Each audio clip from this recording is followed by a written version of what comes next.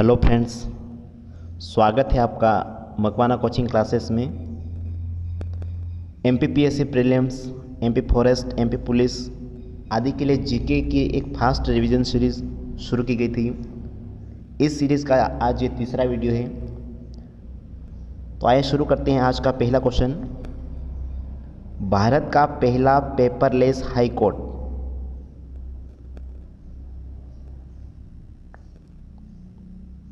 भारत का पहला paperless high court कौन सा बना?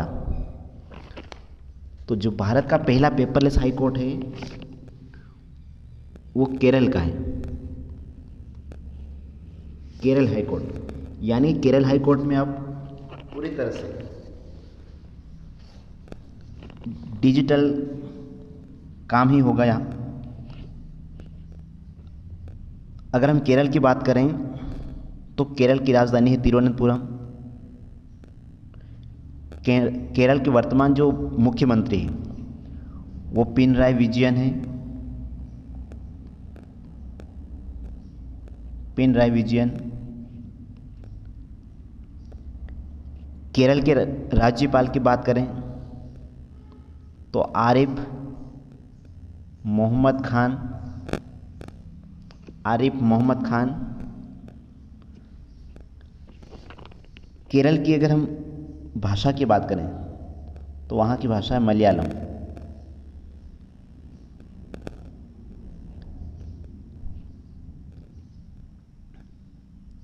अगला क्वेश्चन है,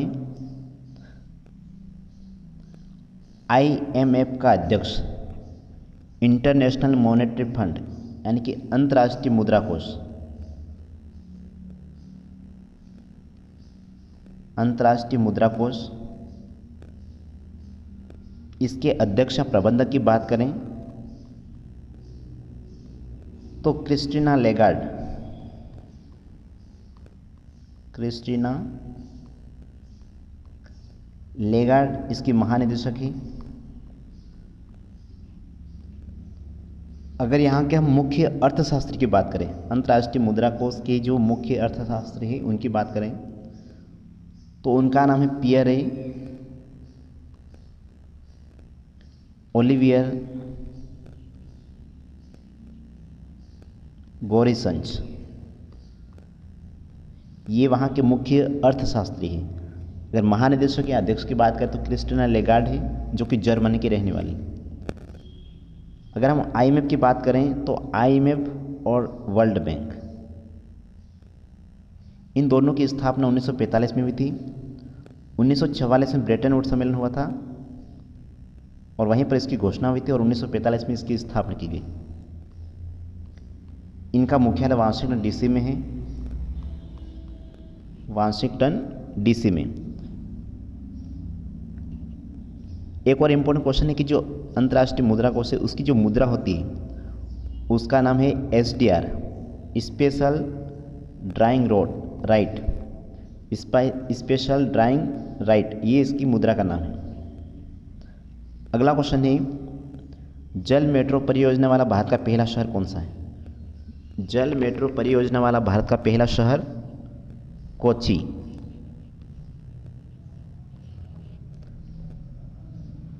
कोच्चि एक बंदरगाह नगर है, बंदरगाह नगर।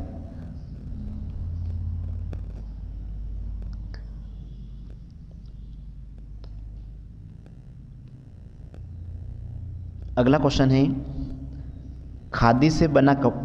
खादी के कपड़े से बना विश्व का सबसे बड़ा राष्ट्रीय ध्वज कहाँ पर फहराया गया? खादी के कपड़े से बना विश्व का सबसे बड़ा राष्ट्रीय ध्वज कहाँ पर फहराया गया? तो इसका आंसर आएगा जैसलमेर।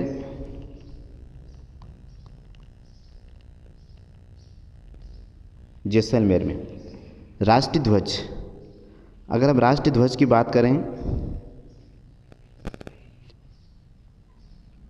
तो राष्ट्रीय ध्वज के जो भारत का है उसका अगर अनुपात पूछे कि लंबाई और चौड़ाई का अनुपात पूछे तो 3:2।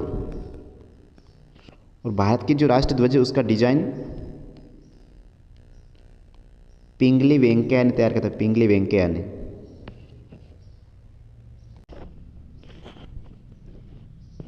राष्ट्रीय ध्वज को पहली बार किसने फहराया? तो राष्ट्रीय ध्वज को पहली बार मैडम भिखाजी कामा ने फहराया। मैडम भिखाजी कामा ने सिंगापुर में। अगर हम भारत में बात करें तो पंडित जवाहरलाल नेहरू ने 1900 यानी कि 26 जनवरी 1929 को लाहौर अधिवेशन में रावी नदी के तट पर फहराया था, और इसीलिए हम 26 जनवरी को गणतंत्र दिवस मनाते हैं।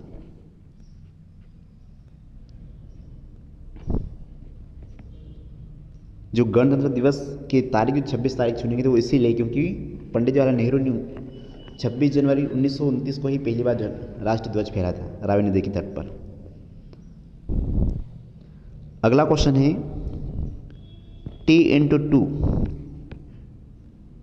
T × 2 वैश्विक पुरस्कार से किस राष्ट्रीय टाइगर रिजर्व को सम्मानित किया गया? जो T × 2 पुरस्कार है ये टाइगर यानी कि बाघों की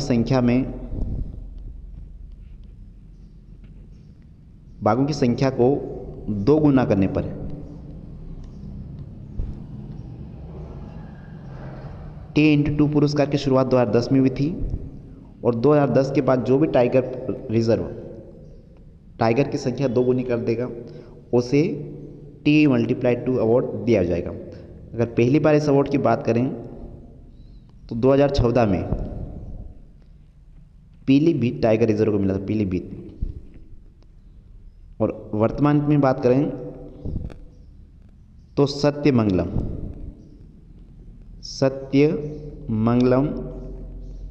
टाइगर रिजर्व को 2022 में मिला है। सत्यमंगलम टाइगर रिजर्व तमिलनाडु में है, ये ध्यान रखना। अगला क्वेश्चन है तैमूर ने भारत पर आक्रमण कब किया था? तैमूर ने भारत पर आक्रमण कब किया था, या तैमूर ने दिल्ली पर आक्रमण कब किया था? एक ही बात है। तैमूर ने भारत पर आक्रमण कब किया था या तैमूर ने दिल्ली पर आक्रमण कब किया था? तो एक ही बात है, 1398। उस समय दिल्ली पर नसरुद्दीन मोहम्मद तुगलक का शासन था। उस समय दिल्ली पर नसरुद्दीन मोहम्मद तुगलक का शासन था जब भारत में तैमूर ने आक्रमण किया था। अगला क्वेश्चन है ब्लैक हिल, ब्लू हिल और ग्रीन हिल, ये पर्वत श्रेणियाँ कहाँ पर हैं या चोटियाँ कहाँ पर हैं? तो ये सब आपको मिलेगी अमेरिका में। ये अमेरिका में है आपको सुपीरियर झील, मिशिगन झील, एरी, ओंटारियो, यहाँ पर टोटल 5 झीलें हैं, सुपीरियर, मिशिगन, एरी और ओंटारियो। इन 5 झीलों का नाम आपको अच्छे से याद रखना है। अमेरिका में ही बात करें हम तो यहाँ पर अमेरिका की जो राजधानी है वो वाशिंगटन डीसी है, और यहाँ का जो एक मेन शहर है वो न्यूयॉर्क। न्यूयॉर्क जो है वो हडसन नदी के किनारे है, और वाशिंगटन पोटोमेक नदी के किनारे। न्यूयॉर्क में आपको यूएनओ का मुख्यालय मिल जाएगा, संयुक्त राष्ट्र संघ का मुख्यालय। वाशिंगटन में आपको वर्ल्ड बैंक का और IMF अंतर्राष्ट्रीय मुद्रा कोष, इन दोनों का मुख्यालय आपको वाशिंगटन डीसी में ही मिल जाएगा। अगला क्वेश्चन है पर्वत, पठार, मैदान और झील। पर्वत, पठार, मैदान और झील आदि की गणना किस श्रेणी के स्थल के रूप में की गई है? आदि की जो गणना है वो किस श्रेणी के रूप में की गई है? तो ये द्वितीय श्रेणी की। इन आपको यहाँ पर 2 फैक्ट याद रखना है। द्वितीय श्रेणी के उच्छावास किसे कहते हैं? द्वितीय श्रेणी के उच्छावास तो द्वितीय श्रेणी के जो उच्चावच होते हैं, ये भूगोल का एक बहुत इंपॉर्टेंट क्वेश्चन है। द्वितीय श्रेणी के जो उच्चावच होते हैं उसमें पर्वत, पठार, मैदान और झीलें आएंगी। अगर हम प्रथम श्रेणी की बात करें तो यहाँ पर आपको महाद्वीप व महासागर, प्रथम श्रेणी में महाद्वीप व महासागर के बेसिन मिलेंगे और द्वितीय श्रेणी में आपको पर्वत, पठार, मैदान और झील मिलेगी। अगला क्वेश्चन है, भारत का प्रवेश द्वार किसे कहते हैं? भारत का प्रवेश द्वार मुंबई बंदरगाह को कहते हैं।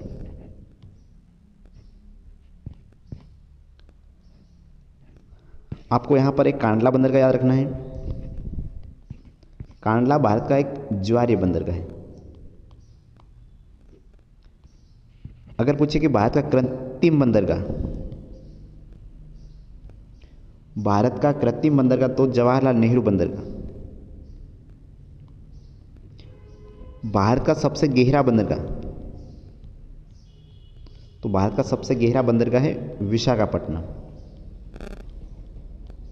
भारत का सबसे गहरा बंदरगाह विशाखापट्टनम। अगर ऐतिहासिक अगर कोई बंदरगाह है तो वह है पारादीप, उड़ीसा। आपने लोथल का नाम सुना होगा। लोथल भी एक बंदरगाह है गुजरात में।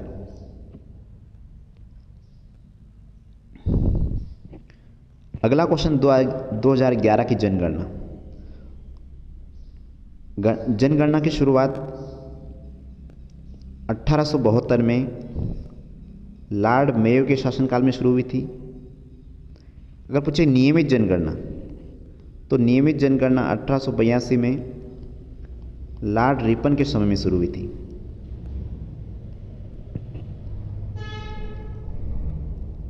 स्वतंत्र भारत की पहली जनगणना की बात करें तो 1951 में शुरू हुई थी। इसे लघु विभाजक वर्ष कहा जाता है, लघु विभाजक वर्ष। अगर हम 1921 की बात करें तो इसको महान विभाजक वर्ष कहा जाता है, क्योंकि यहाँ पर जनसंख्या बढ़ने की जगह माइनस में यानी कि घट गई थी। 2011 की जनगणना की बात करें तो ये ओवरऑल तो 15वीं जनगणना है, लेकिन स्वतंत्र भारत की ये 7वें नंबर की जनगणना है। 2011 की जनगणना की बात करें तो इसके जो महानिदेशक थे वो थे के.सी. चंद्र मौली। अगर आपको पूछे कि इसका शुभंकर क्या था, तो शुभंकर का था प्रगणक शिक्षिका, प्रगणक शिक्षिका। ये ध्यान रखना है। अगला क्वेश्चन है, गैर परंपरागत ऊर्जा संसाधन मंत्रालय को, पहले इसका नाम था गैर परंपरागत ऊर्जा संसाधन मंत्रालय को नवीन और नवीकरणीय ऊर्जा मंत्रालय में कब बदल दिया गया? तो इसका नाम चेंज करा है 2006 में। पहले इसका नाम था गैर परंपरागत ऊर्जा संसाधन मंत्रालय, लेकिन वर्तमान में इसका नाम कर दिया नवीन और नवीकरणीय ऊर्जा मंत्रालय। तो इसका नाम चेंज करा है 2006 में। अगला क्वेश्चन है, पूना घास के मैदान, बहुत इंपॉर्टेंट क्वेश्चन। पूना घास के मैदान कहाँ पर है? तो ये अमेरिका में। अमेरिका में घास के मैदान दो प्रकार के होते हैं, उष्णकटिबंधीय और शीतोष्णकटिबंधीय। जो भूमध्य रेखा से लेकर कर्क रेखा के या मकर रेखा के बीच में जो होंगे उनको उष्णकटिबंधीय, और जो इससे ऊपर आएंगे वो शीतोष्णकटिबंधीय। अगर हम बात करें पंपास घास का मैदान कहाँ पर है, तो पंपास आपको मिलेगा अर्जेंटीना में। डाउन्स कहाँ पर है, तो डाउन्स ऑस्ट्रेलिया में मिलेगा। स्टेपी की बात करें तो ये यूरेशिया में, यूरेशिया का मतलब यूरोप और एशिया को मिलाकर यूरेशिया में। अगर हम बात करें कैंपास की तो ये आपको मिलेगा ब्राज़ील में।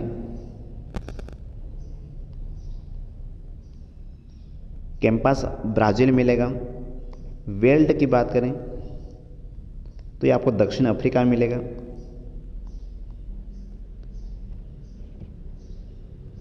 प्रेरी की बात करें तो प्रेरी आपको अमेरिका में मिलेगा। लानोज आपको मिलेगा वेनेजुएला में। सवाना आपको मिलेगा अफ्रीका में, सवाना अफ्रीका में। अगला क्वेश्चन है अफ्रीका की सबसे बड़ी झील। तो अफ्रीका की सबसे बड़ी झील है कैस्पियन सागर, सॉरी विक्टोरिया झील, विक्टोरिया झील। ये विक्टोरिया झील अफ्रीका की सबसे बड़ी झील है। साथ ही विश्व की दूसरे मीठे पानी की, विश्व में मीठे पानी की दूसरे नंबर की झील है। मीठे पानी की सबसे बड़ी झील विश्व में सुपीरियर झील है, तो जो विक्टोरिया झील है वो दूसरे नंबर की। ये आपको तंजानिया, युगांडा और केन्या, इनकी बॉर्डर पे मिलेगी आपको। तंजानिया, युगांडा और केन्या की बॉर्डर पे आपको मिलेगी। इसकी एक और इम्पोर्टेंट विशेषता है, जो विक्टोरिया झील है, विक्टोरिया झील से ही नील नदी का उद्गम होता है। नील नदी का उद्गम, और नील नदी विश्व की सबसे बड़ी नदी है। नील नदी विश्व की सबसे बड़ी नदी। अगला क्वेश्चन है विश्व का सबसे बड़ा हिमनद कौन सा है। तो लैम्बर्ट। अगर पूछे भारत का सबसे बड़ा है सियाचिन। भारत का सबसे बड़ा ग्लेशियर पूछे तो सियाचिन, और विश्व का पूछे तो लैम्बर्ट। अगला क्वेश्चन है विश्व में मैंग्रोव वनों का सबसे बड़ा हिस्सा। विश्व में मैंग्रोव वनों का सबसे बड़ा हिस्सा किस देश के पास है। तो ये इंडोनेशिया में, इंडोनेशिया।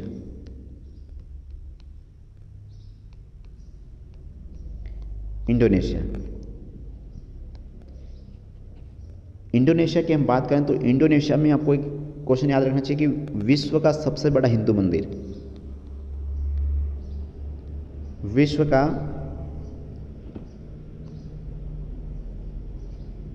विश्व का सबसे बड़ा हिंदू मंदिर जिसका नाम है अंकोर वाट। एक और इंपॉर्टेंट क्वेश्चन है इंडोनेशिया का कि सबसे अधिक द्वीपों वाला देश। कम से कम यहां पर 12,000 से अधिक द्वीप पाए जाते हैं, 12,000 से अधिक। सबसे अधिक मुसलमानों का देश, मुस्लिम आबादी सबसे अधिक यहीं पर है। अगला क्वेश्चन है जन्म दर क्या है। जन्म दर क्या है। तो एक वर्ष में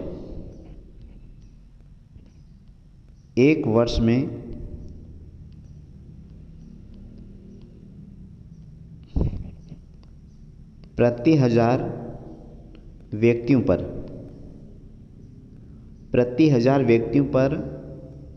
जितने जीवित बच्चों का जन्म होता है, पर जितने जीवित बच्चों का जन्म होता है उसे ही जन्म दर कहते हैं। एक वर्ष में प्रति हजार व्यक्तियों पर जितने जीवित बच्चे या जितने जीवित बच्चों का जन्म होता है उसे ही जन्म दर कहते हैं। और भारत में हमेशा जन्म दर मृत्यु दर से अधिक रही। भारत में हमेशा जन्म दर मृत्यु दर से अधिक रही है, ये ध्यान रखना।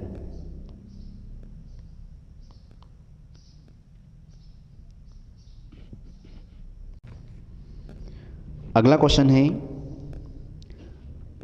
अनुसूचित जनजाति आयोग यानी कि एसटी आयोग, राष्ट्रीय अनुसूचित जनजाति आयोग की अगर हम स्थापना की बात करें तो इसकी स्थापना हुई थी 19 फरवरी 2004 को। 19 फरवरी 2004 को। अगर हम एसटी आयोग के अनुच्छेद की बात करें तो 338 क में, यहाँ ए में 338 का, यहाँ 338 ए में। अगर हम राष्ट्रीय अनुसूचित जनजाति आयोग के अध्यक्ष की बात करें तो इसके जो अध्यक्ष होते हैं इसकी नियुक्ति राष्ट्रपति करता है। नियुक्ति राष्ट्रपति करता है। जो अध्यक्ष होते हैं उनका कार्यकाल 3 वर्ष का होता है। अगर हम पहले अध्यक्ष की बात करें तो पहले अध्यक्ष थे कुंवर सिंह। पहले अध्यक्ष थे कुंवर सिंह। अगर हम इसके वर्तमान अध्यक्ष की बात करें तो वर्तमान अध्यक्ष है विजय सापला। इतना बेसिक नॉलेज आपको होना चाहिए एसटी आयोग के बारे में। अगला क्वेश्चन है प्रमुख इनपुट डिवाइस। तो प्रमुख इनपुट डिवाइस में आपको कम से कम पहला जो मेन है वो कीबोर्ड, माउस, मॉनिटर, स्कैनर, इसके बाद आपको MCR यानी कि magnetic character reader, OCR optical character reader और VCR वीडियो VCR। इसके बाद आपको लाइट पेन और digital camera, keyboard, mouse, monitor, scanner, MCR, OCR, VCR, light pen और डिजिटल कैमरा, इतने आपको याद रखना है, ये इनपुट डिवाइस।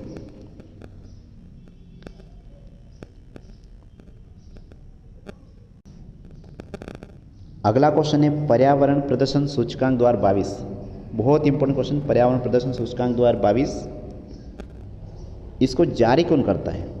तो उसको जारी करता है येल विश्वविद्यालय। येल विश्वविद्यालय इसको जारी करता है। टोटल 180 देश है इसके। 180 देशों में पहला नंबर की बात करें तो पहला नंबर मिला है डेनमार्क को। पहला नंबर डेनमार्क को।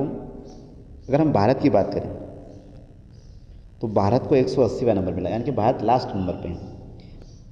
पर्यावरण प्रदर्शन सूचकांक 2022 को येल विश्वविद्यालय जारी करता है। टोटल 180 देश उसमें शामिल है। पहला नंबर डेनमार्क को मिला है, भारत का नंबर 180। अगला क्वेश्चन है 25वें राष्ट्रीय युवा महोत्सव।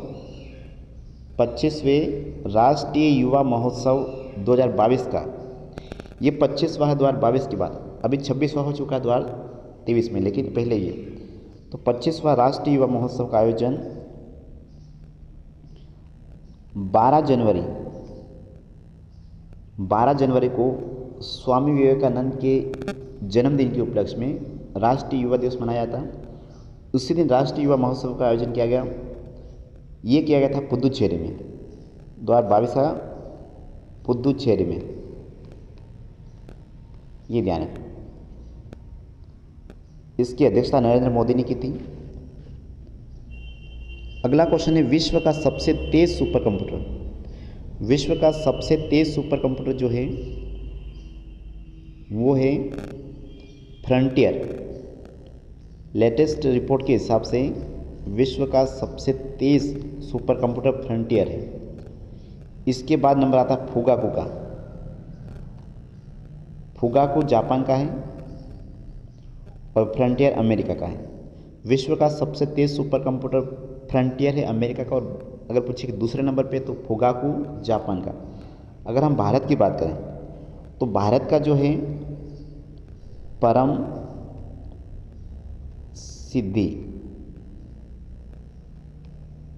सिद्धि एआई पर आधारित। एआई का मतलब आर्टिफिशियल इंटेलिजेंस पर आधारित, यानी कि भारत का जो लेटेस्ट जो सुपर कंप्यूटर वो है परम सिद्धि। सुपर कंप्यूटर के जनक भारत में विजय भटकर है, ये ध्यान रखना आपको।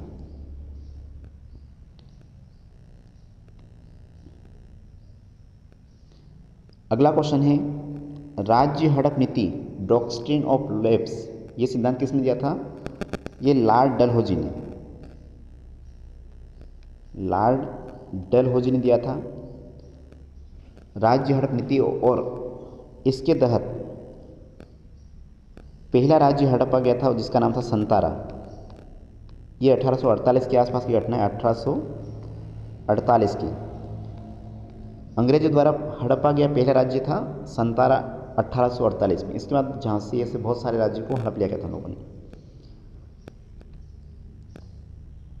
अगला क्वेश्चन है, प्रथम पंचवर्षीय योजना किस मॉडल पर आधारित थी? तो प्रथम पंचवर्षीय योजना हेराल्ड डोमर मॉडल पर, हेराल्ड डोमर मॉडल पर आधारित थी। प्रथम पंचवर्षीय योजना का समय था 1951 से 1956 तक। इसका उद्देश्य था कृषि को बढ़ावा देना। पंचवर्षीय योजना की बात करें तो इस पंचवर्षीय योजना को लागू करवाता है योजना आयोग। योजना आयोग की स्थापना 15 मार्च 1950 को हुई थी। इसके अध्यक्ष प्रधानमंत्री होते और उपाध्यक्ष, अगर हम योजना आयोग के पहले अध्यक्ष की बात करें तो पंडित जवाहरलाल नेहरू थे। योजना आयोग के प्रथम उपाध्यक्ष की बात करें तो गुलजारी लाल नंदा थे। यहाँ पर आपको एक और याद रखना, राष्ट्रीय विकास परिषद, क्योंकि पंचवर्षीय योजना का अंतिम रूप से अनुमोदन करता है राष्ट्रीय विकास परिषद, एनडीसी, राष्ट्रीय विकास परिषद, नेशनल डेवलपमेंट काउंसिल। इसकी स्थापना हुई थी 1952 में, 6 अगस्त 1952। राष्ट्रीय विकास परिषद की स्थापना 6 अगस्त 1952 को हुई थी। इसके भी अध्यक्ष जो होते हैं वो प्रधानमंत्री ही होते हैं। अगला क्वेश्चन है, अनुसूची 1 में किसका उल्लेख है? अनुसूची 1 में किसका उल्लेख है? तो अनुसूची 1 में कुछ भी नहीं है।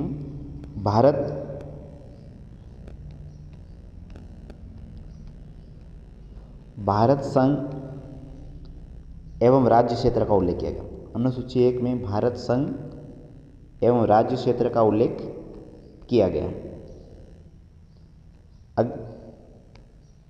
दूसरी अनुसूची की बात करें तो यहाँ पर जो भी पदाधिकारी है उनके वेतन की बात, चाहे वो राष्ट्रपति, प्रधानमंत्री, उपराष्ट्रपति, लोकसभा अध्यक्ष, मंत्री, जो बड़े बड़े पदाधिकारी हैं उनका वेतन या पेंशन, इनका उल्लेख अनुसूची 2 में है। तीसरी में बात करें तो इनके शपथ की बात है, जो पदाधिकारी है उनकी शपथ का उल्लेख है। चौथी अनुसूची की बात करें तो ये राज्यसभा में सीटों का आवरण की बात करता है, राज्यसभा में सीटों का आवरण। अगर हम पांचवी की बात करें तो SC ST के लिए स्पेशल प्रशासन की बात करता है। अगर हम छठी अनुसूची की बात करें तो असम, मेघालय, मिजोरम, त्रिपुरा की बात करता है। असम, मेघालय, मिजोरम और त्रिपुरा में प्रशासन के बारे में बात करता है। अगर हम सातवीं अनुसूची की बात करें तो यहाँ पर केंद्र और राज्य की भी शक्तियों का बंटवारा, केंद्र और राज्य के बीच शक्तियों का बंटवारा। इसके अंतर्गत संघ सूची, समवर्ती सूची और राज्य सूची। संघ सूची, समवर्ती सूची और राज्य। संघ सूची के बाद 100 सब्जेक्ट है, ये ध्यान रखना। अगर हम यहाँ पर 8वीं अनुसूची की बात करें तो 8वीं अनुसूची में आपको भाषाओं का उल्लेख मिलेगा। जो भारत का संविधान लागू हुआ उस समय भारत की 8वीं अनुसूची में 14 भाषा थी, लेकिन वर्तमान में 22 हो गई है। अगर हम 9वीं अनुसूची की बात करें तो भूमि हस्तांतरण वाला, और ये पहला संविधान संशोधन 1951 से जोड़ी गई थी। 9वीं अनुसूची को पहले संविधान संशोधन 1951 से जोड़ा गया था।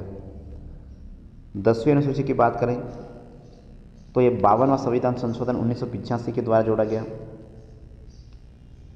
10वीं अनुसूची को 52वां संविधान संशोधन 1985 के द्वारा जोड़ा गया और उसमें दल बदल से संबंधित थे।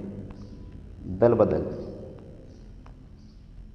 अगर हम 11वीं अनुसूची की बात करें तो 73वें संविधान संशोधन के द्वारा 1993 में जोड़ा गया, पंचायती राज व्यवस्था से संबंधित है।